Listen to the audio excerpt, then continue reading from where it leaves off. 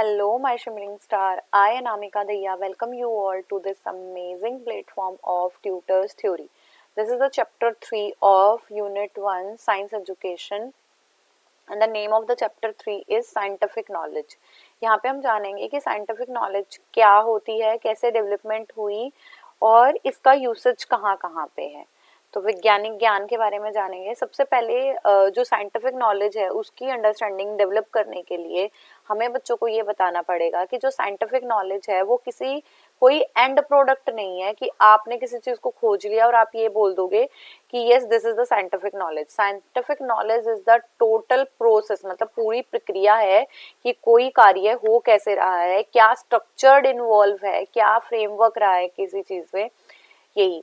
Then इसके बाद हैंडफील्ड और मेलिंक ने क्या कहा था कि scientific knowledge it is a concern with phenomena that can be publicly observed and tested. मैंने अभी कहा कि ये प्रोसेस है, तो ये ही हैंडफील्ड और मेलिंक कहते हैं कि जो साइंटिफिक नॉलेज है वो एक काइंड का फिनोमेना है जिसको ऑब्जर्व किया जा सकता है लोकली, एंड ऑब्जर्व करने के बाद आप टेस्ट भी कर सकते हो.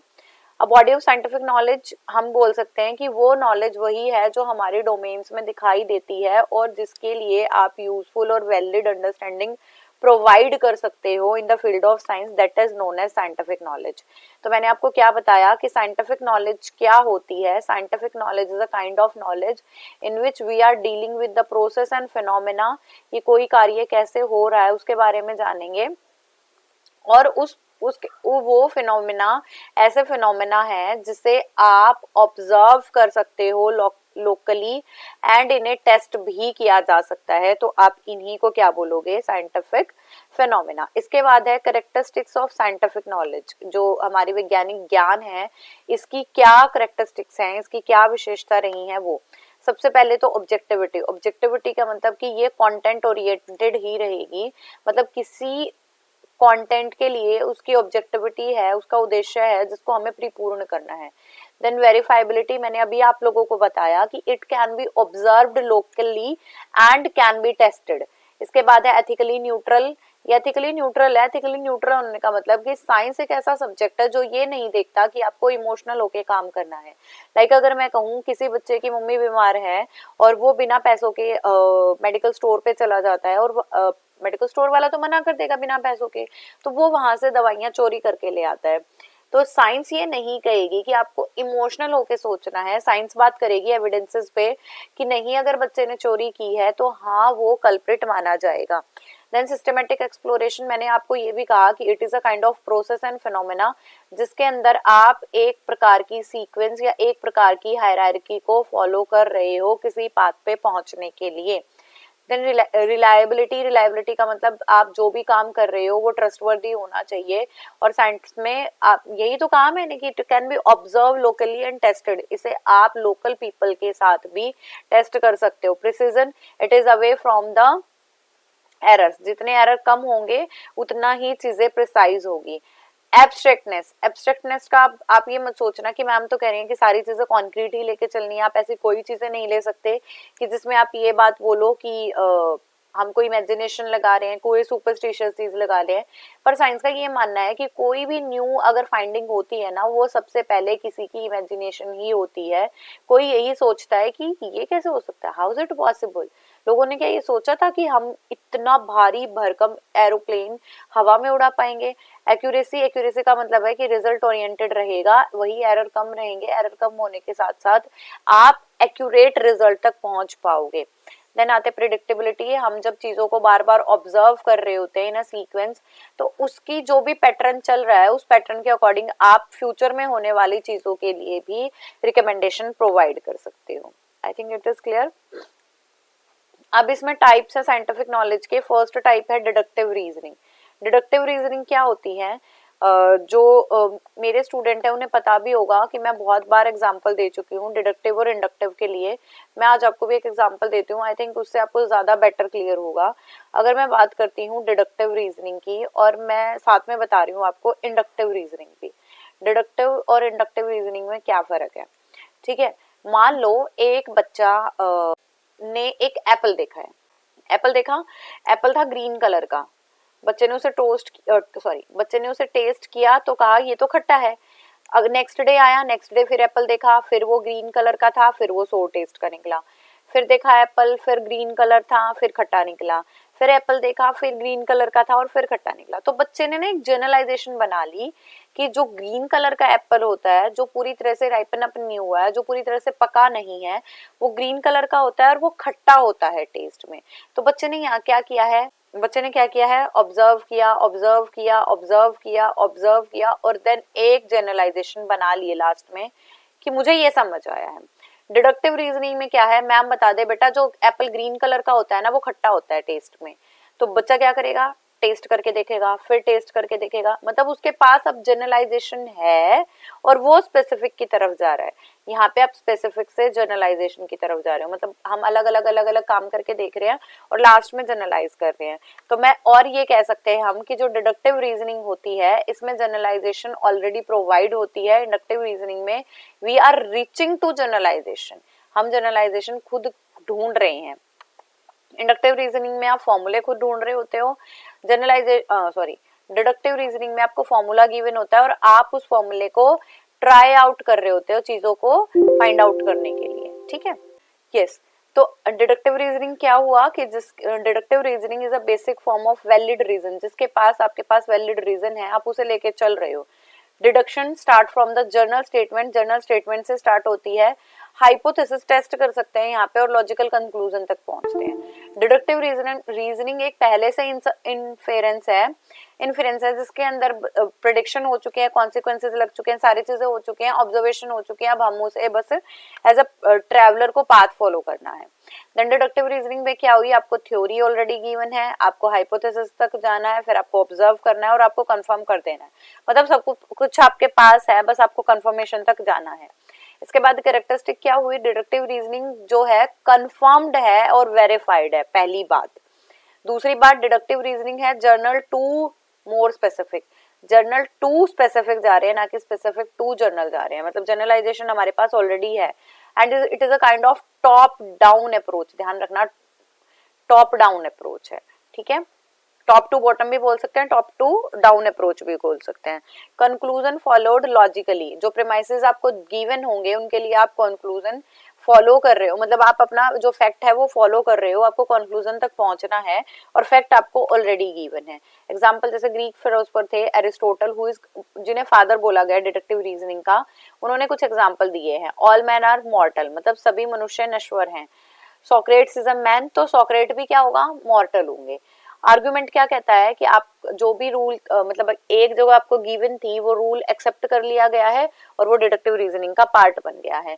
जैसे कि मैथ्स का एग्जांपल लूं, a dash is equal to b dash and b dash is equal to c dash, तो हमें पता चल गया कि a dash is equal to c dash होगा ही होगा। तो ये मेरी जनरलाइजेशन पहले से थी, बस मुझे वो प्रूफ करना था कंक्लूजन चेक करके, ठीक है। ये और एग्जांपल दे रखे हैं, आप स्क्रीनशॉट ले लीजिए और आप पढ़ सकते हैं इसे बाद में। देन एडवांटेजेस क्या है, स्ट्रेट पॉइंट बन जाता है आपका, जो भी लेसन प्लान है, जो भी आप लेसन प्रिपेयर कर रहे हो क्लास में, बिल्कुल स्ट्रेट एंड फॉरवर्ड है। जैसे अगर हम छोटे क्लासेस की बात करें तो हम फिर भी बता देते हैं square plus B square plus 2ab की a प्लस बी स्क्वायर का होल स्क्वायर है, बट बड़ी क्लासेस में आप जस्ट फॉर्मूले बता देते हो कि बेटा याद कर लो sine square is equal to sine square plus cos square is equal to 1, ऐसे बता देते हैं हम। सेकेंड है many rules can be more explicitly and quickly explain, इसकी वजह से आपको बार बार ऑब्जर्वेशन प्रोवाइड करने की जरूरत नहीं है, एक से ज्यादा रूल भी थोड़े समय में बताए जा सकते हैं। मोर टाइम टू पार्टिसिपेट, बच्चे ज्यादा टाइम पार्टिसिपेट कर सकते हैं फॉर फाइंडिंग द कंक्लूजन, ना कि आप बना रहे हो जनरलाइजेशन उसके बाद, और टाइम सेविंग भी रहता है as compare to inductive. Disadvantages क्या है, क्वाइट फॉर्मल है, छोटे बच्चे इसे आसानी से नहीं कर पाते, उन्हें रट्टा नहीं मारा जाता। It increases that learning is a simple case of knowing the rule, यहाँ पे ये कह रहे हैं कि लर्निंग ये कहती है कि आपको रूल की जानकारी होनी चाहिए, आपकी खुद की जानकारी पे डिपेंड नहीं करती, बच्चा कुछ काम नहीं कर रहा है। और ये टीचर सेंटर्ड है, यहाँ पे मतलब लेसन प्लान बोरिंग हो सकते हैं। दूसरी चीज क्या है, टीचर ही काम कर रहा है, बच्चे कोई कार्य नहीं कर रहे हैं, ठीक है। इसके बाद आती है inductive reasoning. Inductive reasoning is just opposite to the deductive reasoning. यहाँ पे we have to find out the general statement by the help of specific one. आपको जो सामान्य कथन है उसे खोजना पड़ेगा विशिष्ट कथनों के द्वारा। तो यहाँ पे निष्कर्ष तक पहुंचना पड़ता है, वहां पे निष्कर्ष ऑलरेडी गिवन होता है आपको। तो यहाँ पे मैंने अभी आपको एप्पल वाला एग्जांपल दिया, उसने 10 बार उस एप्पल को ऑब्जर्व करा, फिर एक पैटर्न पाया कि खट्टे हैं खट्टे हैं खट्टे हैं, उसने अपनी हाइपोथेसिस बना ली कि ना सारे के सारे ग्रीन एप्पल खट्टे होते हैं, फिर उसने इसी को एक थ्योरी में डेवलप कर दिया, all the green apples are sour in test. इसके बाद कैरेक्टरिस्टिक क्या है, डिग्री ऑफ अनसर्टेनिटी, आप इतनी बार कार्य करने के बाद भी विफलता हासिल कर सकते हो, जरूरी नहीं है कि आपने डिडक्टिव रीजनिंग निकाली तो वहां तक पहुंच ही जाए। दूसरा inductive reasoning, induction is usually described as a moving from specific to general, ये भी मैंने आपको अभी बताया कि यहाँ पे आप स्पेसिफिक टू जर्नल जाने का काम करते हो। नेक्स्ट है ऑब्जर्वेशन से इंडक्टिव आर्ग्यूमेंट दिए जाते हैं, आपने इतने सारे ऑब्जर्वेशन देखे तब आप आर्ग्यूमेंट प्रोवाइड कर रहे हो कि ऐसा हुआ क्यों है। Inductive reasoning is inference of what, inference of your observation, and by these inference we can reach to the generalization. Advantages क्या है, मीनिंगफुल रहता है, बच्चों को खुद से ढूंढ रहे हैं, बच्चों को सबका अर्थ पता है। मेमोरेबल है, मेमोरेबल का मतलब बच्चा इतनी बार एक काम को परफॉर्म कर रहा है तो वो कैसे भूल सकता है कि उसने 10 बार एप्पल टेस्ट करे हैं तो वो खट्टे होंगे या मीठे होंगे, क्योंकि उसने तो टेस्ट कर लिया है खुद से। स्टिमुलेट स्टूडेंट्स कॉग्निटिव एबिलिटी, बच्चे की जो कॉग्निटिव एबिलिटी है उसको स्टिमुलेट करता है कि बच्चा दिमाग लगा रहा है बार बार कि कैसे काम हो रहा है। It stimulate the students cognitive abilities. Next है फिर इसके बाद एक्टिव एंड इंटरेस्टिंग बन जाता है, students are participating actively. Then इसके बाद है स्टूडेंट सेंटर्ड अप्रोच है, ओके कि बच्चे जो हैं अपनी पेस से काम कर सकते हैं, अपने अकॉर्डिंग काम कर सकते हैं, and they can communicate with each other, so we can say that this method is very much student centred method. Then disadvantages क्या है, टाइम टेकन हो सकता है, फ्रस्ट्रेटेड हो सकता है बच्चों के लिए भी, इवन टीचर्स के लिए भी, और ऐसा भी हो सकता है मैंने अभी कहा कि इतनी सारी ऑब्जर्वेशन के बाद भी बच्चा कंक्लूजन तक ना पहुंचे। अभी ग्रीन एप्पल भी है मार्केट में जो मीठे होते हैं, स्वीट इन टेस्ट हैं, तो बच्चा क्या ऑब्जर्व कर रहा है इनसे, एप्पल तो ग्रीन थे, अब पहले तो मुझे खट्टे मिले अब सारे मीठे मिल रहे हैं, क्या ये क्या बात हुई। तो ऐसे बच्चों की जो ऑब्जर्वेशन है इतना सारा काम करने के बाद भी जो गलत साबित हो सकती है। हैवी डिमांड है टीचर की लेसन प्लानिंग की कि टीचर बच्चों को पूरा पाथ प्रोवाइड कर सके कि बेटा आपको ऐसे ऐसे ऑब्जर्वेशन देनी है, then you will reach to the conclusion. Then facts क्या होते हैं, फैक्ट इज अ कलेक्शन, देखो फैक्ट्स होते हैं किस कोई आइडिया, कोई ऐसी चीजें जिसके लिए आपने कुछ चीजों को करके देखा है और एट लास्ट तुम उन चीजों पे पहुंचे हो। तो fact is derived from the Latin word, ये एक लैटिन वर्ड से निकला है फैक्टम से, which means a thing done और परफॉर्म, वो चीजें जिसे परफॉर्म या करा जा चुका है उसे आप फैक्ट मानोगे। तो केयरफुल ऑब्जर्वेशन करने के बाद जब आप अपने इंपेरिकल एविडेंसेस लगा देते हैं, जब आप अपनी जो अनुभव है उन्हें लगा देते हैं, उसके बाद अगर आप किसी सॉल्यूशन पे पहुंचते हो और वो ट्रू भी होता है तो आप उसे फैक्ट बोलते हो। तो देखो हम नॉर्मली भी बोलते हैं कि ये तो ना फैक्ट है, तो फैक्ट होने का क्या मतलब है कि वो सत्य हो या सत्य तक उसकी रीच हो तो आप उसे फैक्ट बोलोगे। देन फैक्ट क्या हुई, it is a kind of observation which is repeatedly confirmed by practical purposes and it always try to prove as a true. तो आप उसे या फिर एक्सेप्टेड एज अ ट्रू, तो आप उसे आपके फैक्ट बोलना स्टार्ट कर दोगे। इसके बाद एनआरसी 1998 ने क्या कहा कि ट्रूथ जो है साइंस के वो एक्सेप्टेड है as a fact if they are not discarded और if they are not able to, if anyone is not able to prove then wrong. इसके बाद है अकॉर्डिंग टू ऑपस्टैटियम रोजर, इनका क्या मानना था कि जो वेरीफाई कर सकते हैं अपनी कंक्लूजन को डायरेक्ट एक्सपेरिमेंटेशन से उन्हें फैक्ट बोलोगे। डिस्कवरी जो ट्रूथ तक पहुंच गई है, discovery of truth unreachable by another approaches, ऐसी डिस्कवरी जो और अप्रोचेस से झूठी या ऐसे प्रूव नहीं की जा सकती उसे भी आप फैक्ट बोलोगे, मतलब जिसे झुठलाया नहीं जा सकता। इन्वेस्टिगेशन है जो सीक्रेट है उनको अगर आप पास्ट एंड फ्यूचर को देखते देखते ऑब्जर्वेशन देके भी किसी चीजों को बोल सकते हो कि ये सत्य स्थापित होंगी तो भी आप उन्हें फैक्ट ही बोलोगे। अब इसके बाद इंपेरिकल फैक्ट, इंपेरिकल वर्ड जहां भी आ जाए ना वहां ये सोचना है आपको कि आपकी सेंसेस यूज करके आप जो भी काम कर रहे हो ना वो आपके इंपेरिकल है। तो वेरी साइंटिफिक फैक्ट्स कौन कौन से होंगे जिन्हें आप सर्टेन मार्क्स पे इंस्ट्रूमेंट पे आप प्रूव कर सकते हो ट्रू, आपके वो फैक्ट्स हमारे क्या कहलाएंगे, इंपेरिकल फैक्ट, मतलब जिसके अंदर आप अपनी ज्ञानेंद्रियां लगा रहे हो। तो इंपेरिकल फैक्ट क्या समझ आया आपको, जिसके अंदर आप अपने सेंसेस को यूज करके आप चीजों को कर रहे हो वो आपके इंपेरिकल फैक्ट्स कहलाएंगे। ओके, देन इसके बाद आते हैं कॉन्सेप्चुअल फैक्ट। कॉन्सेप्चुअल फैक्ट में आप अपनी ऑब्जर्वेशन और बिलीव्स को कंबाइन कर देते हो किसी की थ्योरेटिकल पैटर्न देने के लिए। तो कॉन्सेप्चुअल, जिन्हें आप साइंटिफिक फैक्ट को अगर आप कॉन्सेप्ट्स के अंदर बिल्डअप करा रहे हो तो आपके कॉन्सेप्चुअल फैक्ट होंगे। तो कॉन्सेप्चुअल या वैचारिक फैक्ट कौन से हो सकते हैं?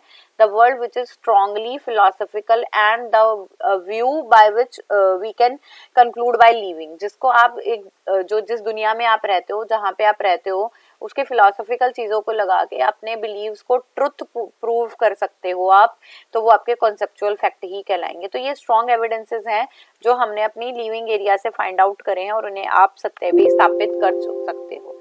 देन आते हैं साइंटिफिक कॉन्सेप्ट। अब आपके जो भी फैक्ट थे, जो जनरलाइज आइडिया थे, उन जनरलाइज आइडिया को एज अ इंफॉर्मेशन जब आप क्लासिफाई कर सकते हो तो वही आपके साइंटिफिक अवधारणाएं, मतलब वैज्ञानिक अवधारणाएं कहलाएंगी। तो कंसेप्ट एक एब्स्ट्रैक्ट आइडिया है, फंडामेंटल कैरेक्टरिस्टिक है किसी जनरलाइजेशन को प्रेजेंट करने की। तो जो भी आपका आइडियाज हैं, जो आपके एक्सपीरियंस है, जिसे आप ट्रांसफॉर्म कर सकते हो या आप ट्रांसफॉर्मेशन मतलब एक्सपीरियंस से कर सकते हो। मैं ये कहना चाहती हूँ कि साइंटिफिक कॉन्सेप्ट क्या हुए, जो आपकी इंफॉर्मेशन थी, जनरलाइज थी और जनरलाइज आइडियाज थे, जो उन्हें एक लीक में क्लासिफाई कर पाओगे उन जनरलाइज ट्रांसफॉर्मेशन को एग्जिस्टिंग डाटा में, तो वो आपके साइंटिफिक फैक्ट कहलाएंगे, सॉरी साइंटिफिक कॉन्सेप्ट कराएंगे। साइंटिफिक कॉन्सेप्ट साइंटिफिक थ्योरी हो सकते हैं, साइंटिफिक लॉज हो सकते हैं, इन्हें आप साइंटिफिक कॉन्सेप्ट ही बोलोगे। मतलब वो कॉन्सेप्ट जो जनरलाइज्ड हैं, प्रूवन हैं और आप अब उन्हें थ्योरेटिकल एक्सप्लेनेशन के साथ नेचुरल सेटिंग में एज अ प्रोसेस शो कर सकते हो, तो वो साइंटिफिक फैक्ट है। ठीक है। और साइंटिफिक फैक्ट क्या है कि एबिलिटी टू क्लासिफाई, मैंने अभी कहा कि you can classify in your natural setup. आप इसे एक्यूमुलेट कर सकते हो, सेव कर सकते हो अपनी मेमोरी में, अंडरस्टैंड कर सकते हो और अपने डे टू डे लाइफ में इसे अप्लाई भी कर सकते हो। तो अगर मैं साइंटिफिक लॉ की बात करूँ, साइंटिफिक कॉन्सेप्ट की बात करूँ, तो it is a kind of understanding the होने वाला आसपास का जितने भी क्राइटेरिया, उसका करेक्टरिस्टिक्स क्या है साइंटिफिक की। अब ये करेक्टरिस्टिक्स है, यहाँ से करेक्टरिस्टिक क्या है, साइंटिफिक कॉन्सेप्ट जो है वो एक्सप्लेनिंग है नेचुरल फिनोमेना को। सेकंड, ये रिप्रेजेंट करते हैं कि हमारा जो ब्रेन है ना वो अलाइव है और वो चीजें ढूंढ रहा है। और साइंटिफिक फैक्ट्स जो है कॉग्निटिव एजेंट्स देते हैं। कॉग्निटिव मतलब आपकी बुद्धि क्षमताएं ही बता सकती हैं कि आप साइंटिफिक कॉन्सेप्ट दे रहे हो। एंड साइंटिफिक कॉन्सेप्ट में आपकी मेंटल स्टेट, आपकी मेंटल थिंकिंग, आपका कॉग्निटिव लेवल इकट्ठा होके ही किसी लॉ या फैक्ट्स तक आप पहुंच सकते हो। ओके। देन आता है they differ primary in the amount of supporting evidences, मतलब ये आपके जितने भी एविडेंसेस हैं उनको सपोर्ट करने का काम करेगा, क्योंकि ये साइंटिफिक कम्युनिटी के सेटअप में ही फाइंड आउट किए गए हैं। देन ये वाइडली एक्सेप्टेड होते हैं और जो साइंटिफिक कॉन्सेप्ट होते हैं वो एक छोटी सी हाइपोथेसिस से बनने स्टार्ट होते हैं और लास्ट तक आप इसे प्रूव कर पाते हो। देन साइंटिफिक हाइपोथेसिस होती है जो साइंटिफिक कॉन्सेप्ट्स की एक थ्योरी बन जाती है अगर आप इसकी सपोर्ट में आगे डाटा कलेक्ट कर लेते हो।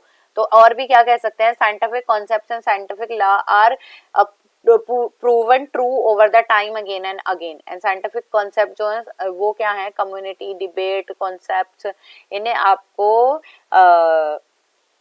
एक्सेप्ट कर लिया है नेचुरल सेटिंग में। जैसे हम सब जानते हैं कि अगर मैं ऊपर से कोई चीज छोड़ूं तो वो नीचे आके गिरेगी। दैट मीन्स कि earth is attracting each and every object towards itself. तो ये ग्रेविटेशनल फोर्स है, तो इसके साइंटिफिक कॉन्सेप्ट बन चुका है। अब इसके बाद जो टर्म थी साइंटिफिक कॉन्सेप्ट वो ट्रैक करी गई थी, मतलब जो निकली थी ये 1554 टू 60 में, जिसे क्लासिकल थ्योरी ऑफ कॉन्सेप्ट में पहली बार अरिस्टोटल ने यूज करा था अपने डेफिनेशन में। और उन्होंने ये बताया था कि कॉन्सेप्ट क्या है, जो मेन स्ट्रीम में किसी कार्य में रहते हुए आप साइंस, कॉग्निटिव, मेटाफिजिक्स और फिलोसफी लगा के जब चीजों को अचीव करने की कोशिश कर रहे हो तो वो आपके साइंटिफिक कॉन्सेप्ट हैं। Like concept of states of matter, the solid, the liquid and gases. आप सबको पता है सॉलिड क्या होते हैं, तो साइंटिफिक कॉन्सेप्ट क्या कहता है, the matter which is rigid at room temperature, तो वो हमारा सॉलिड होगा जिसकी डेफिनेट शेप भी है और डेफिनेट वॉल्यूम भी है। ऐसे ही लिक्विड जिसकी डेफिनेट शेप तो नहीं है, वॉल्यूम फिक्स है। गैसेस में जिसमें ना तो डेफिनेट वॉल्यूम है ना ही शेप है। देन साइंटिफिक कॉन्सेप्ट आपको समझ आ गया।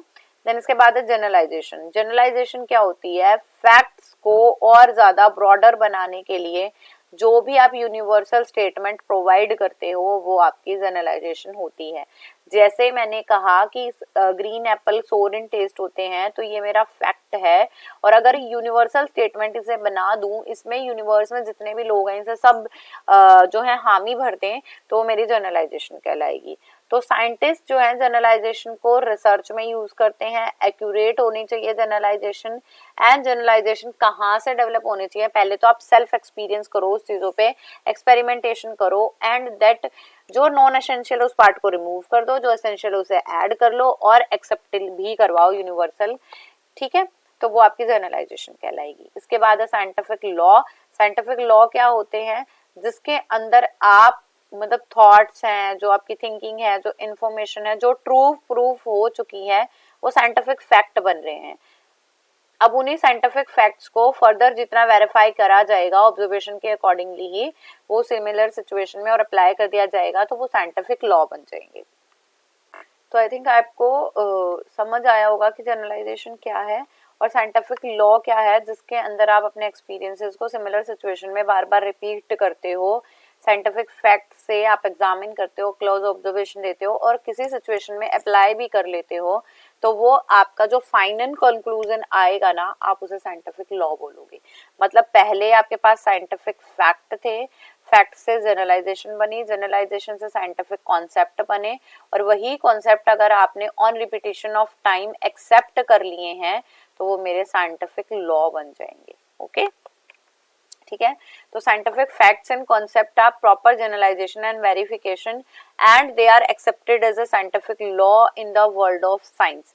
तो जब जिसकी डिस्क्रिप्शन आप नेचुरल सेटिंग में सर्कमस्टेंसेस में प्रेडिक्ट करके एज अ फिनोमेना प्रोवाइड कर रहे हो और उसे एक्सेप्टेड भी कर रहे हो यूनिवर्सली, तो वही आपका क्या कहलाएगा, आपका साइंटिफिक लॉ।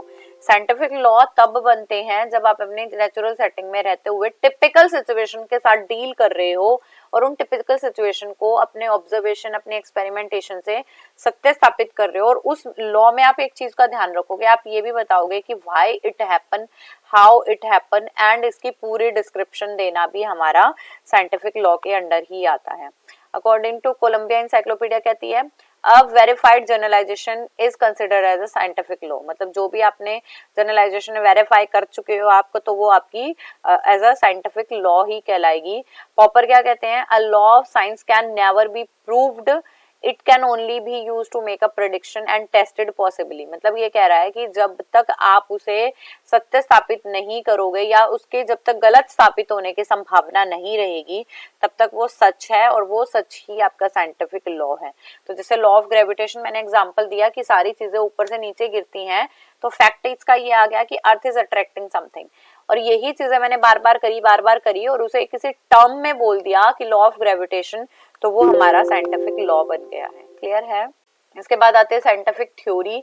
साइंटिफिक थ्योरी क्या है, मतलब हमारे पास फैक्ट थे, साइंटिफिक लॉ थे, प्रेडिक्शन थी, जिन्हें आप बार बार टेस्ट कर चुके हो। तो साइंटिफिक थ्योरी बनने का ये मतलब है कि जब आप सिस्टमेटिकली और लॉजिकली इन चीजों की डिस्कवरी होने के बाद यूनिवर्सल फैक्ट के साथ क्या कर पाओ, आप उन्हें, हम क्या कर पाए, उन चीजों को यस बोल पाए। साइंटिफिक थ्योरीज कौन सी थी जो साइंटिस्ट के द्वारा एक्सेप्टेड थी और जिसको हम प्रूव भी कर सकते थे।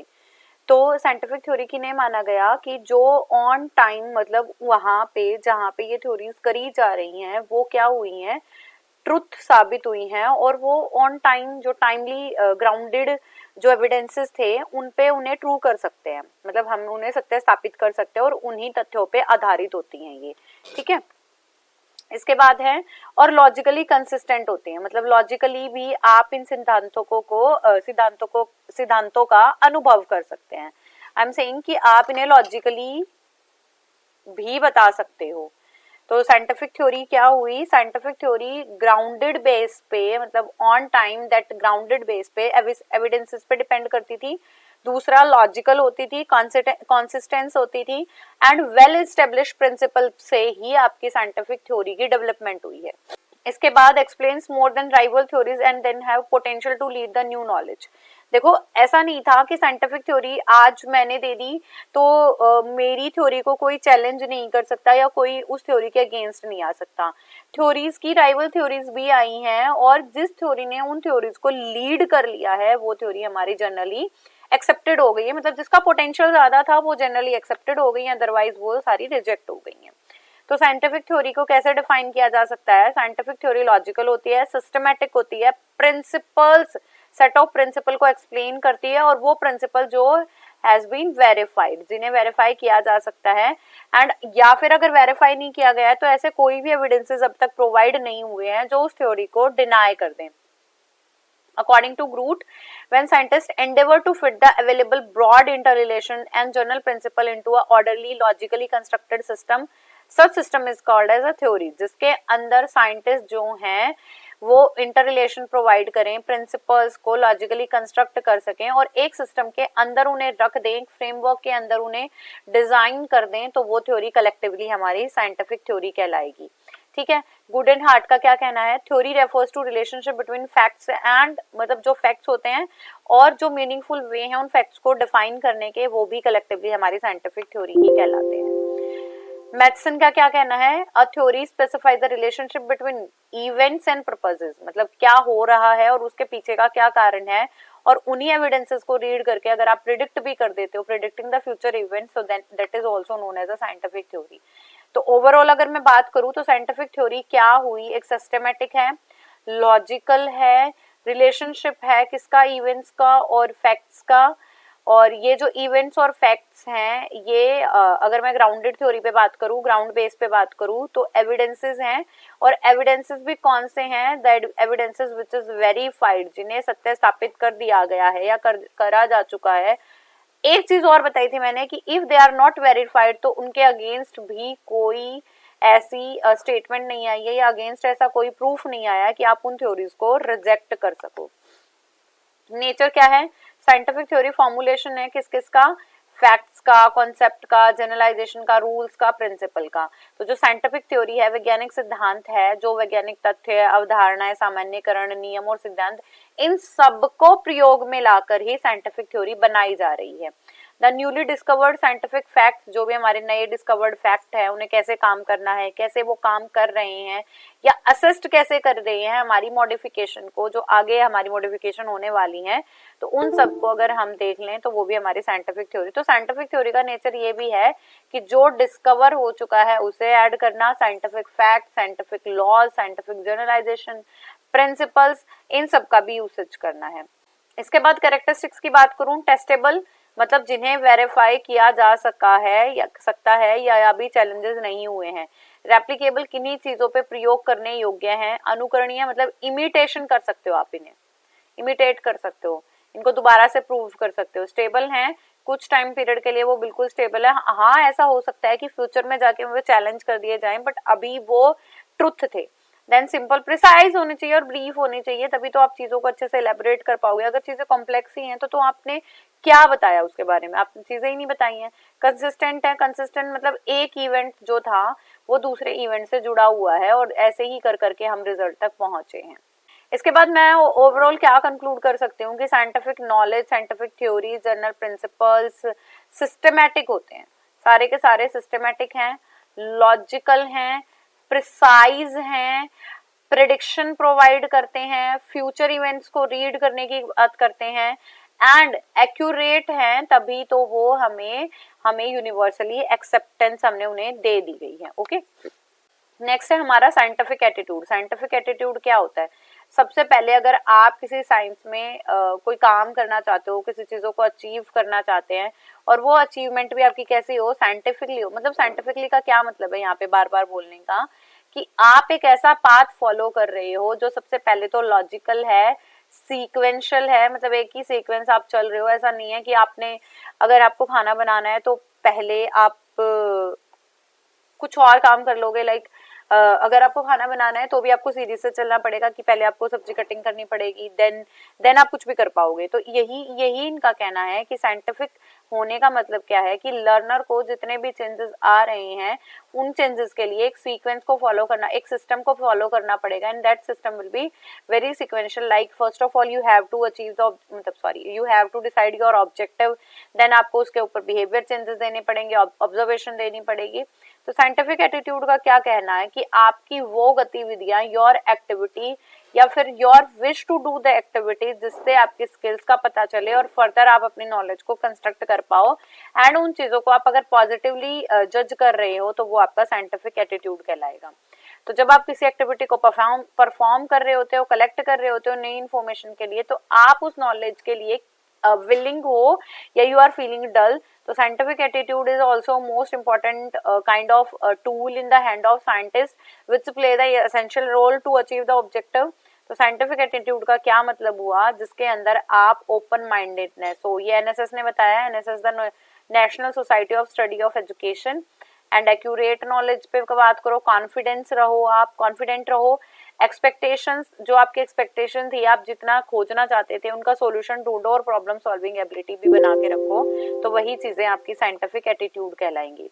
तो वी कैन से दैट कि scientific attitude is a kindness of open mindedness, intellectual honesty, belief, cause and effect, जिसके अंदर आप कॉन्फिडेंट होकर अपनी नॉलेज को फर्दर सीख करने की कोशिश करते हो, and you are willing to do the things which are available in nature and you are just finding the result for that.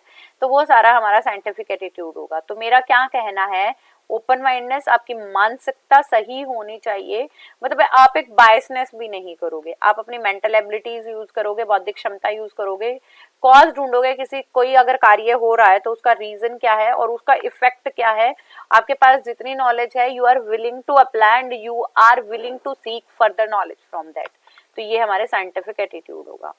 अब ऐसा कौन सा पर्सन है जिसको आप कहोगे कि उसके अंदर साइंटिफिक एटीट्यूड डेवलप हो चुका है। सबसे पहले तो वो ओपन माइंडेड हो, कि उसका जो माइंड हो वो खुले विचारों वाला हो, वो एक्सेप्टेंस दे अदर चीजों की भी, क्योंकि अगर आप डॉगमेटिक सोच रखोगे या आप सुपरस्टिशियस रखोगे या रूढ़िवादिता रखोगे तो आपका माइंड आपको लिमिट करेगा। तो सबसे पहली बात है कि आप ओपन माइंडेडनेस रखेंगे, आप अपनी ऐसी एबिलिटी नहीं खोएंगे कि आप नई चीजों को सीख सको। उस पर्सन के अंदर एबिलिटी होगी to solve the problem, and वो बिलीव करेगा कि अगर हम साइंटिफिक किसी चीज को कर रहे हैं तो हमें उसमें इन्वॉल्वमेंट भी देनी है। ही और she will love the truth, वो सत्य की खोज करेगा या सत्य को खोजने की कोशिश करेगा। If any statement is given to him और her, he will go to find it the statement is true और false. The person scientific attitude को अचीव करेगा, उसी पे काम करेगा, एविडेंसेस को देखेगा और रिलेशनशिप बनाएगा किसी भी इंसिडेंट के पीछे कॉज क्या है और इसके इफेक्ट क्या होंगे। Then person should have the spirit of curiosity, वो जानने के लिए इच्छुक रहेगा, बार बार चीजों को देखेगा, इवेंट्स को देखेगा, अपने आसपास की चीजों के लिए खोज करेगा, एक्विजिशन करेगा जो सही और करेक्ट नॉलेज होगी उसके लिए। Then he always make the plan procedure बना के रखेगा, तो जब प्लान और प्रोसीजर बना के रखेगा तो वो सिस्टमेटिक भी रहेगा। तो वैज्ञानिक प्रक्रियाओं में जब अगर वो नियोजित होकर काम कर रहा है तो आप उस पर्सन को एक साइंटिफिक एटीट्यूड हैविंग पर्सन बोल सकते हो। स्टूडेंट हु हैज डेवलप्ड, एक बच्चा जिसके अंदर साइंटिफिक एटीट्यूड डेवलप हो गया, आप कैसे पहचान करोगे। सबसे पहली चीज है कि वो अपनी एक्टिविटीज को क्लियर और प्रिसाइज करके स्टेटमेंट में दिखाएगा, वेरिफिकेशन देगा हर एक चीजों की, जजमेंट जो है डाटा के बिना जजमेंट पास नहीं करेगा, उसके बिहेवियर में चेंजेस आएंगे, मतलब वो सबसे पहले अपने ऑब्जेक्टिव पे बात कर रहा है, ऑनेस्टी और ट्रूथफुल इंक्रीज होगी, सुपरस्टिशंस दूर होगा, और साइंस ह्यूमन हमारे, अगर वो बच्चा साइंटिफिक है तो ह्यूमन वेलफेयर के लिए भी काम करेगा। नेक्स्ट है how will you develop the scientific attitude. अब आप साइंटिफिक एटीट्यूड को डेवलप कैसे करोगे, तो साइंटिफिक एटीट्यूड किसी इंडिविजुअल में आप कर सकते हो उसे एक बेटर डायरेक्शन प्रोवाइड करके। You are giving the direction, तो बच्चे के पास एक पाथ होगा, और साइंटिफिक एटीट्यूड भी तो यही कह रहा है, you have to go with that path only. ठीक है, उसका माइंडसेट अब ठीक बना सकते हैं, लर्निंग एक्सपीरियंसेस उसे प्रोवाइड कर सकते हैं, और बच्चों से बात करने की कोशिश कर सकते हैं if there is any difficulty, suggestions दे सकते हो, गाइडेंस दे सकते हो। अगर उसने कोई काम किया है तो वो बच्चा क्या शो करेगा, अपने उसके एटीट्यूड में डेवलप्ड एटीट्यूड भी शो होगा। ठीक है, और नीचे जो चीजें हैं उन्हें कंक्लूड करने की कोशिश जरूर करेगा, अगर उसने इतनी भारी भरकम चीजें बताई हैं, प्रिंसिपल्स बताए हैं, तो उन पे भी जरूर काम करेगा। Then the increase in degree of consistency बढ़ेगी बच्चे के एटीट्यूड में, साइंटिफिक एटीट्यूड इनकलकेट हो जाएगा बच्चे में, और जब वो ज्यादा अपॉर्चुनिटी पे काम करेगा तो भी आप एंडेवर कर सकते हो कि बच्चा जो है साइंटिफिक एटीट्यूड पे काम कर रहा है। बच्चे को अपॉर्चुनिटी प्रोवाइड करें, प्रॉब्लम की सिचुएशन में रखें, तो देखें कि वो डिजायरेबल एटीट्यूड के साथ उस प्रॉब्लम को सॉल्व कर रहा है या नहीं है। अब बात करते हैं, नेक्स्ट है role of science teacher. Science teacher की सबसे बड़ी अगर मैं बात करूँ तो यही है कि बच्चों में साइंटिफिक एटीट्यूड को डेवलप कराने में बहुत बड़ा रोल जो है टीचर इम्पार्ट करते हैं फैक्ट्स और कॉन्सेप्ट को समझाते हुए। तो बच्चों को सबसे पहले तो आप साइंटिफिक एटीट्यूड की डेवलपमेंट कराओ, बच्चों को ऐसे काम कराओ कि उनका साइंटिफिक टेम्पर बढ़े और वो चीज़ों को लॉजिकली थिंक कर पाएं। और साइंस टीचर का ये है कि वो उन्हें पाथ प्रोवाइड कर दे, मतलब ही और she have to give them path. Path देने के बाद एक सिचुएशन दे दें कि सिचुएशन में कैसे काम करेंगे बच्चे। उसके बाद वेल प्लान्ड रहना चाहिए, एक्सरसाइज पे ध्यान देना, exercise in the terms of जिस टॉपिक पे आप कंटेंट पे बात कर रहे हो। एविडेंसेस और बिलीव्स पे ध्यान रखें, डेप्थ रीडिंग करके आए और बच्चों के द्वारा भी डेप्थ रीडिंग कराए, बिल्कुल जो विद्यार्थी उन पे गहन अध्ययन कराए। जो भी प्रैक्टिकल पीरियड होते हैं स्कूल में उनका यूसेज कराए, ना कि सिर्फ थ्योरेटिकल पे ध्यान दे। एग्जाम्पल सेट करे बच्चों के सामने, को करिकुलर एक्टिविटी भी कंडक्ट कराए जिससे बच्चे और ज्यादा प्रॉपर एटमॉस्फेयर के साथ अपनी क्लास को मेंटेन करने में हेल्प कर सकें। बच्चों को टाइमली इंकरेज करना है, स्ट्रेस से दूर रखना है और वेल अरेंज्ड क्लासरूम रखनी है साइंस को पढ़ाने के लिए। प्रैक्टिसाइज कराना है, मतलब फैसिलिटीज उन्हें देनी है, एज अ फैसिलिटेटर काम करना है, पार्टिसिपेशन एक्टिव कराना है बच्चों का। साइंटिफिक एटीट्यूड को डेवलप करने के लिए it is necessary to impart the scientific information, बच्चों को सारी साइंटिफिक इंफॉर्मेशन भी दे सकें। नेक्स्ट है scientific attitude can be developed among the student by indulge them in such activity. ऐसे कौन कौन सी गतिविधियां हैं, अगर बच्चों को आप इंडल्ज रखोगे तो बच्चों को क्या आ जाएगा, साइंटिफिक एटीट्यूड उनका डेवलप हो जाएगा। सबसे पहले है उन्हें सेटिस्फाई करना सीखो और उनकी क्यूरियोसिटी को नर्चर कर सके, पोषित कर सके। सुपरस्टिशन से दूर रखो, को करिकुलर एक्टिविटी में इंडल्ज कराओ और डिजायरेबल एनवायरनमेंट उन्हें प्रोवाइड करो। बच्चों को स्टडी करने के लिए लिटरेचर दो, अपॉर्चुनिटी दो कि बेटा आप यहाँ से भी पढ़ के आओ, यहाँ से भी पढ़ के आओ। कंप्लीट फ्रीडम दो, वेल इक्विप्ड लेबोरेटरी, लाइब्रेरी, ऐसी चीजें हम प्रोवाइड करेंगे तो बच्चे बहुत विलिंग होके अपनी सोसाइटी में काम करेंगे। देन आता है साइंस एंड सोशल इंटरफेस, विज्ञान और सामाजिक इंटरफेस क्या है। देखो सबसे पहले तो हम सोशल जो सोशल चीजें उन्हें क्यों पढ़ रहे हैं साइंस के साथ, क्योंकि साइंस आपका एक ऐसा सब्जेक्ट है जो सबसे पहले आपके एनवायरनमेंट से डील करता है और सोशली आप कैसे बैकग्राउंड में रहते हो, it is also concern about that. तो नेचुरल वर्ल्ड देखना है आपका, उनके लिए एविडेंसेस देखने हैं और उनकी अंडरस्टैंडिंग बनानी है। That's why we are dealing with the social interface. और ह्यूमन जो है एक इंडिविजुअल नहीं है, वो अपनी नेचुरल सेटिंग में कुछ लोगों के साथ रहता है, इसीलिए भी हम सामाजिक दृष्टिकोण को देख रहे हैं। साइंस क्या समझ आया आपको अभी तक, कि नेचुरल इवेंट्स को जानना है, कंडीशन को जानना है, लॉ और प्रिंसिपल्स बनाने हैं, आपकी ऑर्गेनाइज बॉडी होनी चाहिए जो वेरीफाई है, वही फर्दर इंफॉर्मेशन आप लेके चलोगे। And science is both body and process, science knowledge भी है खुद और प्रक्रिया भी है। साइंस एक्साइटिंग है, यूजफुल है, यूजफुल जैसे हमारी डे टू डे लाइफ में यूज हो रहा है, ऑन गोइंग है, ना रुकने वाला है और ग्लोबल ह्यूमन एंडेवर को प्रेजेंट करता है कि आज सिर्फ मैं या आप ही साइंस नहीं पढ़ रहे हो, देश के कोने, देश में, समाज में, विश्व में लोग साइंस को जानने की कोशिश कर रहे हैं। अब बात आती है सोसाइटी की, तो सोसाइटी भी एक लैटिन वर्ड से निकला है, सोशियस, विच मीन्स दैट एसोसिएशन और कंपेनियनशिप, जिसमें यहाँ पे लोग सहयोग के साथ या सहचर्य एक दूसरे के साथ रहकर मिलनसार रहते हैं, तो वही हमारी सोसाइटी कहलाती है। तो सोसाइटी के लिए क्या कंडीशन है कि हम अपनी लाइफ को कंटिन्यू करते रहें, और अपनी लाइफ को कैसे कंटिन्यू करोगे, जब आपके पास टेक्नोलॉजी होगी, बेटर इक्विपमेंट होगी, आप अपना वोकेशनल अच्छा बना के रखोगे, कॉन्स्टिट्यूट करोगे आप सोसाइटी में। तो सोसाइटी ग्रुप ऑफ पीपल हुआ which has a common culture and which occupy some territorial body. जब आप किसी समाज में रहते हैं तो आपकी संस्कृति और आपकी कम्युनिटी सेम होती है। देन इट इंटरेक्शन, आप ये मत सोचना कि मैम ऐसे तो हम साथ नहीं रहते, हम जब साथ रहते हैं तो हम उन्हें सेलिब्रेट करते हैं, चाहे हमारे डिफरेंट क्यों ना हो, हम लोगों से इंटरेक्ट करते हैं, इंटर रिलेशन बना के रखते हैं, and we can say that it is a kind of a large group of society in which number of people are living together। ठीक है, then आते हैं definition। society is a complex term, it is a process of living, growing of humans and how the well-being they affect to each other। लोग एक दूसरे के साथ कैसे रह रहे हैं और कैसे एक दूसरे को इफेक्ट कर रहे हैं कि वो अपने समाज में अच्छे से रह पाए, ये थी कूले की। देन आते गिजनबर्ग। गिजनबर्ग क्या कहते हैं, collection of individual united to certain relation, मतलब लोगों का वही संगठित समूह है जिसमें लोग अपने व्यवहार को एक दूसरे के साथ अच्छा बना के रखते हैं अपने ह्यूमन रिलेशनशिप को बनाने के लिए। अब आता है साइंस एंड सोशल इंटरफेस क्या है। साइंस जो है सोसाइटी को एक सिस्टमेटिक वे प्रोवाइड करता है, कि भाई आपको कैसे रहना है, आपके लिविंग के ऑब्जेक्टिव्स क्या हैं, या आप अपने आसपास की चीजों को आसान कैसे बना सकते हो। साइंस डील करता है ह्यूमैनिटी से, ह्यूमैनिटी डीलिंग विद द, अगर हमारे पास नेचुरल कैलामिटीज आ गई हैं, सुनामी आ गया है, तो कैसे बिल्डिंग बनाओगे, कैसे उनके आउटकम रहेंगे, कैसे आप उन्हें रिमूव कर सकते हो। साइंस जो है बेनिफिट देता है, कैसे डिस्कवर कर पाए हम नई नई चीजों को, और म्यूचुअल अंडरस्टैंडिंग के साथ हम अपनी लाइफ में उन्हें यूज भी कर पाए। Science is a middle of huge religion and political controversy. जैसे सुपरस्टिशियस है और नॉन सुपरस्टिशियस है, उनके बीच का रास्ता है जो आपकी डिस्कवरी में काम करता है, आपके फेथ को इनहेंस करता है, और जो अनफेथफुल चीजें हैं उन्हें रिमूव, एज ऑब्स्टेकल जो थे उन्हें रिमूव करने की कोशिश करता है। तो मैं कह सकती हूँ कि जो हमारा धर्म है और राजनीति है उनके बीच का एक पुल है, ठीक है।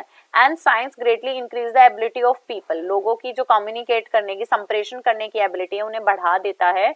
हमारी लाइफ में टेक्नोलॉजी आ गई है, टेक्नोलॉजी आ गई तो चीजें आसान हो गई है, ऑर्गेनाइजेशन बन गई है, प्रोडक्शन बढ़ गया है, इफेक्टिवनेस बढ़ गई है चीजों की। इंटरनेट ने ये अलाउ किया है कि आप इंफॉर्मेशन को बहुत दूर तक एक्सेस कर सकते हो। यहाँ बैठे बैठे आप लोगों से बात कर सकते हैं, 7 समुद्र पार भी बात कर सकते हैं। तो it is also a development of science. कैसे साइंस ने काम किया, इट शेप्स द सोसाइटी, ये पूरे वर्ल्ड को शेप अप कर रहा है और हमें भी शेप अप कर रहा है और सोसाइटी को भी शेप अप कर रहा है। And science innovate the products बनाते हैं और उनकी क्वालिटी लाइफ देने की कोशिश करते हैं। मतलब पहले जहाँ लोगों का जाना इतना कठिन था, अब ट्रांसपोर्ट सिस्टम उन्हें ऐसे पहुंचा देते हैं चुटकियों में, जहाँ पे बात करने के लिए आपको चिट्ठियां डालनी पड़ती थी, अब आप एक फोन कॉल पे एक मतलब कुछ सेकंड्स के अंदर आप कनेक्ट हो सकते हो। Science broader the agenda, education के एजेंडा को बढ़ा रहा है, जनरेशन गैप को फिल करने की कोशिश कर रहा है, और साइंटिस्ट जो हैं हमारी सोसाइटी को और हमें अच्छे से समझने के लिए अंडरस्टैंडिंग प्रोवाइड कर रहे हैं। तो साइंस जो है हमारी गवर्नमेंट हो गई, इंडस्ट्रीज हो गई, यूनिवर्सिटीज हो गई, इनकी ऑर्गेनाइजेशन को एज अ रिस्पॉन्सिबल पार्टी बना के इन्हें एक अप्रोप्रिएट प्रोसेस दे देता है। भाई आप सभी ने देखोगे, लाइक अगर एक कॉलेज में भी अगर 200 बच्चे हैं तो कॉलेज के पास उनका पूरा डाटा है, सिस्टमेटिक डाटा है। अगर यूनिवर्सिटीज के पास बात करूँ तो लाखों बच्चे हैं, इतना लाखों डाटा फिर भी सेव है, किसी से चूहे कुतर नहीं सकते हैं, आप उन्हें सेफ रख सकते हो और कभी भी निकाल सकते हैं, बच्चे भी देख सकते हैं, ठीक है। एक्सप्लोर करना सीख सकते हैं, कल्चरल हेरिटेज को बनाने की कोशिश कर सकते हैं, और एडवांसमेंट की तरफ जा रहे हैं। टेक्नोलॉजी से हमारी इकोनॉमी ग्रोथ कर रही है और हमारे कल्चरल एंड लिविंग स्टैंडर्ड बढ़ रहे हैं।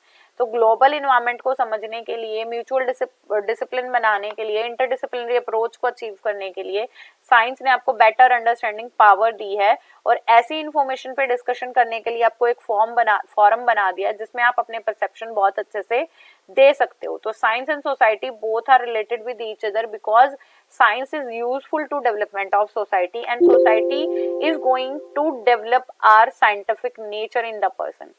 तो इस यूनिट में हमने साइंस के बारे में पूरा जाना, क्या ऑब्जेक्टिव रहेंगे, एलिमेंट्री लेवल पे क्यों लाया गया as a teaching subject, scientific facts क्या है, नॉलेज क्या है, प्रिंसिपल क्या है, साइंटिफिक थ्योरी क्या है, बच्चे में साइंटिफिक एटीट्यूड को डेवलप कैसे करना है, अगर डेवलप हो गया है तो डील कैसे करना है, अगर एक बच्चा सुपरस्टिशियस है तो उसे रिमूव कैसे करना है, and last one, how science is related with our society, हमारे समाज के साथ साइंस कैसे जुड़ी है, वो इंटरफेस भी हमने पूरा पढ़ लिया है।